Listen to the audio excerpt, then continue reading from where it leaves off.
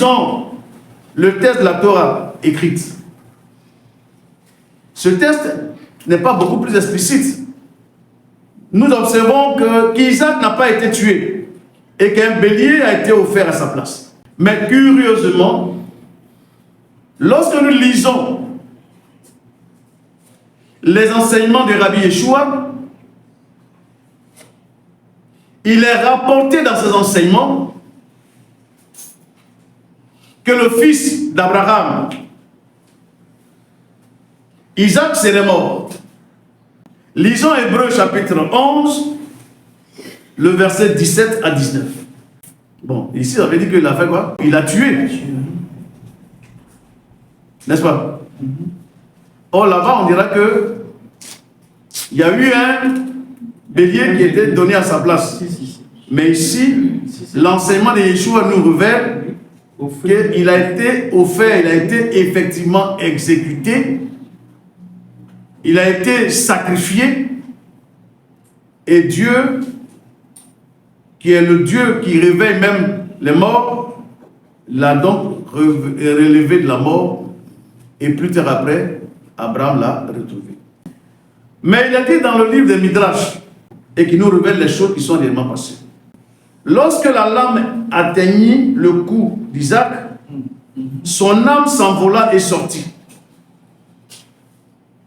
Lorsqu'il fit entendre sa voix entre les deux kérouvim, et qu'il dit, n'étant pas la main sur le garçon, l'âme réintégra le corps.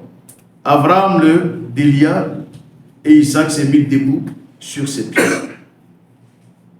Isaac connut alors la résurrection des morts et sûr que les morts vivraient dans le futur.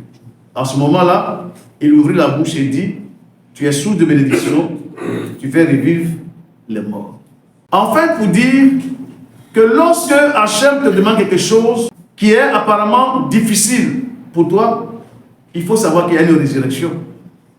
Il y a une autre vie, il y a une autre grâce que Dieu veut te donner et pour laquelle il t'exige ce passage qui est apparemment difficile à aborder. Il faut avoir les yeux levés, sinon tu ne peux pas comprendre. En fait, Abraham était convaincu que tout ce que Hachem nous demande, il nous le remet au centuple. Il n'y a pas une chose que nous donnons à Hachem que nous ne pouvons pas retrouver au centuple. Amen. Parce qu'il est le Dieu qui nous accorde la résurrection. Il faut bien s'aimer une chose pour en avoir la résurrection d'une autre chose parfaite.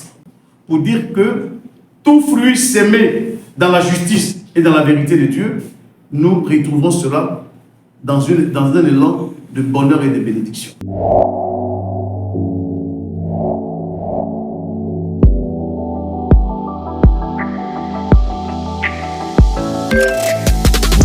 Yeah.